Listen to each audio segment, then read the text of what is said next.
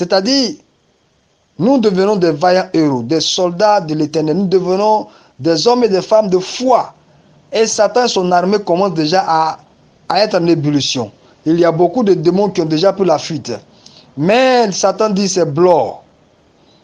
Ces héros, je vais leur créer un problème. Je vais faire en sorte qu'ils ne puissent pas utiliser tout ce qu'ils ont. Parce que s'ils utilisent, on est foutu. Donc, il envoie l'orgueil. Quand l'orgueil arrive, croyez-moi, vous ne pourrez pas utiliser votre foi. Quand vous êtes orgueilleux, vous ne pourrez pas utiliser votre foi. Vos réflexions sont purement charnelles. Vos actions sont des calculs humains. Vous voyez un peu. Et vous ne pourrez pas utiliser la parole de Dieu pour vous. Vous ne pourrez rien utiliser. À un moment donné, vous allez dire non, que tout ça, ce n'est plus d'actualité.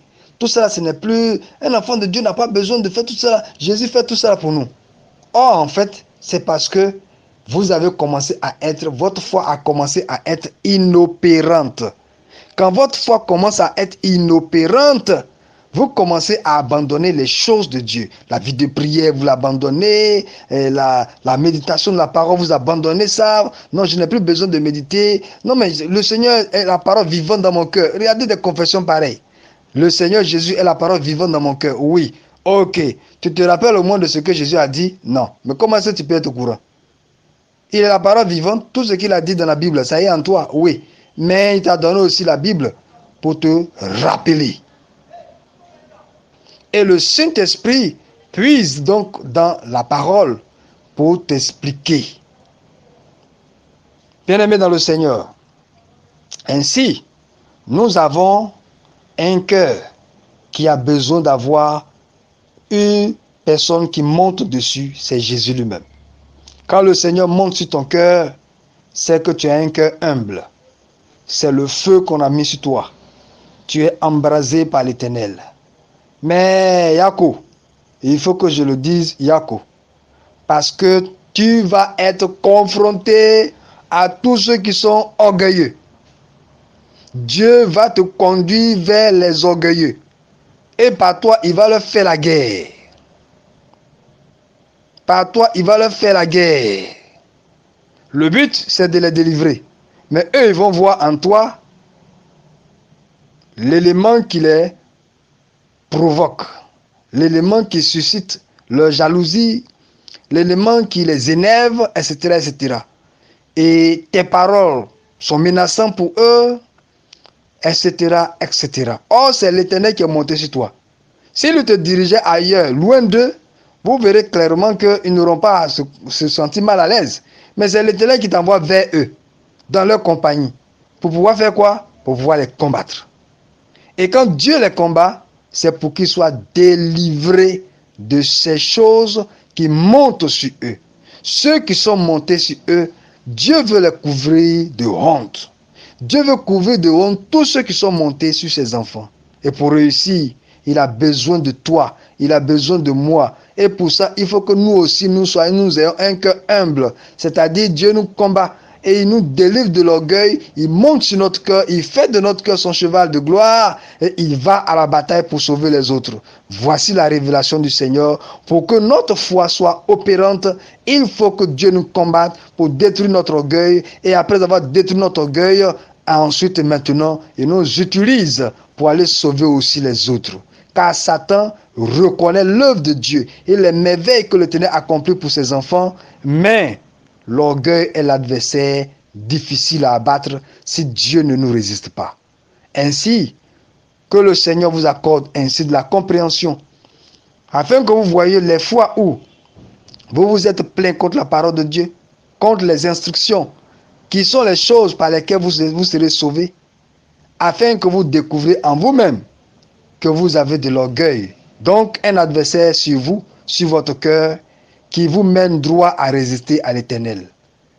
Afin que Dieu vous fasse grâce, commencez déjà à prier pour demander au Seigneur de venir vous combattre, de venir briser votre cœur, de venir vous combattre jusqu'à vous libérer totalement de l'orgueil, car vous voulez devenir humble et être lui son cheval, que d'être le cheval d'un démon, que d'être le cheval d'un esprit impur, que d'être le cheval du diable. Qu'il en soit ainsi au nom de Jésus. Amen. L'exemple biblique que j'ai pris pour vous permettre de comprendre comment Zacharie 10, le verset 3 à 5 s'accomplit, surtout le verset 5, en ce qui concerne les chefs que Dieu utilise pour combattre ceux qui sont montés sur le bouc, ceux qui rendent ces brebis des boucs. Voici donc l'exemple de Gédéon. Nous lisons Juge 7 à partir du verset 1. Jérubaal, qui est Gédéon. Gédéon a été appelé Jérubaal parce qu'il a détruit l'autel de Baal, et son père a dit que Baal juge lui-même son fils si Baal est fâché. Et donc, les gens l'ont appelé Jérubaal. Et donc, nous lisons Jérubaal, le verset 1 de Juge 7, qui est Gédéon, et tout le peuple qui était avec lui se levait de bon matin et campait près de la source de Harod. Le camp de Madian était au nord de Gédéon, vers la colline de Morée dans la vallée. J'explique. Gédéon, Dieu suscite Gédéon, Dieu appelle Gédéon, Dieu envoie Gédéon pour aller combattre et libérer le peuple. Et Gédéon prend tout le peuple qui va combattre avec lui. Ils vont camper dans un lieu appelé la source d'Harod.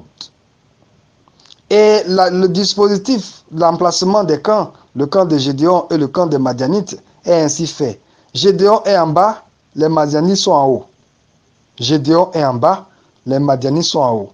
Les Madianites sont au nord de Gédéon, pendant que Gédéon est au sud des Madianites. Alléluia. Maintenant, pendant que ce dispositif est fait, comment les Madianites qui sont en haut vont être en bas de Gédéon? Voilà ce que Dieu doit produire avant que Gédéon ne combatte. Si Dieu n'amène pas les Madianites qui sont en haut de venir dans leur position en bas par rapport à Gédéon, si Gédéon combat, Gédéon sera battu. Donc le camp de Gédéon est en bas et le camp de Madianites est en haut. Si Gédéon ne consulte pas Dieu, si Gédéon ne s'attache pas au Seigneur qui l'a appelé, si Gédéon ne s'attache pas à Dieu qui l'a instruit pour dire je t'ai choisi, si Gédéon ne s'attache pas au Seigneur, si l'enfant de Dieu ne s'attache pas à Dieu, en recherchant la volonté de Dieu, et il dit voilà, Dieu m'a appelé, il m'a équipé, il m'a béni, donc je m'en vais au combat, je me jette. S'il le fait ainsi, si l'enfant de Dieu agit ainsi, l'emplacement ou les positions déjà établies vont être conservées et il sera battu. Tant que les Madianites sont au nord et Gédéon au sud, ils ne pouvaient pas triompher dans ce combat. Et il faut que Gédéon qui est au sud passe au nord et que les Madianites passent au sud. Comment ça va être possible? Vous allez comprendre la suite. Le verset 2. L'Éternel dit à Gédéon, le peuple que tu as avec toi est trop nombreux pour que je livre Madian entre ses mains. Il pourrait en tirer gloire contre moi et dire, c'est ma main qui m'a délivré. Vous comprenez? Le Seigneur nous aime. Quelqu'un pourrait dire, mais s'ils ont bavardé, c'est leur propre bavardage. Est-ce que vous connaissez ce qu'on appelle la colère de l'Éternel? Dieu est lui-même appelé colère. Ça veut dire, c'est pas nos petites colères que nous avons ici, je suis fâché. Non, non, non. S'il n'avait pas créé la sagesse en premier lieu dans son ouvrage, il allait toujours faire un recommencement dans sa création. Parce que sa colère est terrible. La colère de Dieu est terrible. Demandez à Satan depuis qu'il est tombé pourquoi il ne peut pas aller au paradis. Et vous allez comprendre.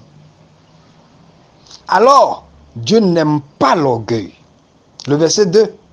Dieu dit à Gédéon, je sais que à cause de ce que vous êtes nombreux, si je livre entre vos mains les Madianites, ce peuple va dire que c'est par sa main qu'il a été victorieux. Or, j'ai bien dit, je livre. Ainsi, comme c'est Dieu qui livre entre nos mains, comme c'est Dieu qui met l'adversaire en difficulté pour que nous puissions battre l'adversaire, si nous sommes orgueilleux, nous n'allons pas lui donner la gloire. Alors, il faut que Dieu combatte les effets de la gloire, les effets de l'orgueil dans nos vies. Que Dieu combatte l'orgueil, crée les conditions pour que notre orgueil soit chassé. Que nous soyons libérés de l'orgueil, que maintenant nous soyons contraints à être humbles. Alléluia. Alléluia.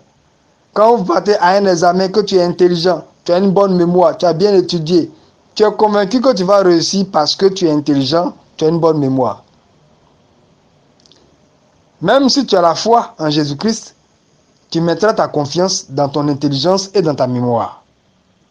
Alors si tu arrives sur le terrain de l'examen et que tu veux écrire et puis tu te rends compte que tu as oublié, tu commences à devenir humble. Immédiatement, tu n'as même pas besoin de faire 2 minutes. Parce que l'inquiétude, tu vas venir dans ton cœur. Dieu seul sait. Chaque minute qui passe, tu t'inquiètes. Et si tu es sage, que tu tournes ta face vers Jésus, alors Jésus va te sauver. Parce que la manière dont tu vas te tourner vers lui, ce sera avec humilité. Quelque chose a changé. Au départ, ta fierté, ta confiance dans ton intelligence et ta mémoire. Et puis après, tu reconnais ton incapacité à te rappeler de ce que tu as oublié. L'humilité. Dieu aime l'humilité pour intervenir. Et quand tu réussis, tu ne peux que lui donner gloire. Le verset 3. Publie donc ceci aux oreilles du peuple. Que celui qui est craintif et qui a peur s'en retourne et s'éloigne de la montagne de Galade. 22 000 hommes parmi le peuple s'en retournèrent et il en resta 10 000. Donc quand on fait 22 000 hommes plus 10 000, ça fait combien? 32 000 hommes. 22 000 hommes plus 10 000, ça fait 32 000 hommes. Dieu dit à Gédéon, tu vas les soumettre à un test. Vous comprenez maintenant pourquoi Dieu nous éprouve. Vous comprenez maintenant pourquoi Dieu nous éprouve. C'est pour faire tomber notre orgueil. Tomber les choses dans lesquelles nous mettons notre confiance. Pour que lorsqu'il va nous utiliser, oh, de notre bouche et de notre cœur sortent les paroles qui disent, sans toi, Jésus, qui serais-je? Ce n'est pas une confession simple, mais ça vient du plus profond du cœur, car tu as vu comment il t'a délivré dans le combat. Alors, Gédéon publie l'épreuve. Tous ceux qui sont craintifs et qui ont peur, ceux qui croient que s'ils vont au combat, ils vont être abattus. Ceux qui croient que si on va à la guerre, ils vont être vaincus. Ceux qui croient que ce n'est pas normal qu'il y ait toujours la guerre, affaire de Dieu, c'est quelle histoire, guerre spirituelle, combat spirituel. Tout ça, pourquoi qu'ils se retournent et s'éloignent de la montagne de Galade. Sur le champ, quelqu'un dit, bonne nouvelle, je m'en vais à la maison. 22 000 hommes parmi le peuple s'en retournèrent. C'est-à-dire, tu es arrêté. Toi, seul, tu es là. Tu as 22 000 personnes autour de toi. Et puis, un coup comme ça, 22 000 personnes te quittent. Tu restes tout seul là. Et puis, tu vois l'adversaire. Tu es sûr que tu as confiance. Tu vas placer ça en toi? Tu ne peux pas placer ta confiance en toi. Ce n'est pas possible. 22 000 personnes qui se retirent de toi, tu t'imagines. C'est un mouvement, on dirait même une tempête qui vient de souffler. Mais 10 000 personnes qui sont restées, le verset 10, le verset 4 de Dieu, Dieu dit encore à Gédéon, le peuple est encore trop nombreux. Fais-les descendre vers l'eau, et là je t'en ferai le tri. Celui dont je te dirai que celui-ci aille avec toi, ira avec toi. Et celui dont je te dirai que celui-ci n'aille pas avec toi, n'ira pas avec toi. Gédéon fit descendre le peuple vers l'eau, et l'Éternel dit à Gédéon, tous ceux qui laperont l'eau avec la langue, comme lappe le chien, tu les sépareras de tous ceux qui se mettront à genoux pour boire. Voici donc la deuxième épreuve, le deuxième test. Dieu crée les épreuves, pourquoi? Pour que nous devenions humbles, afin que notre humilité nous permette de mettre notre confiance en lui. Car la foi que nous avons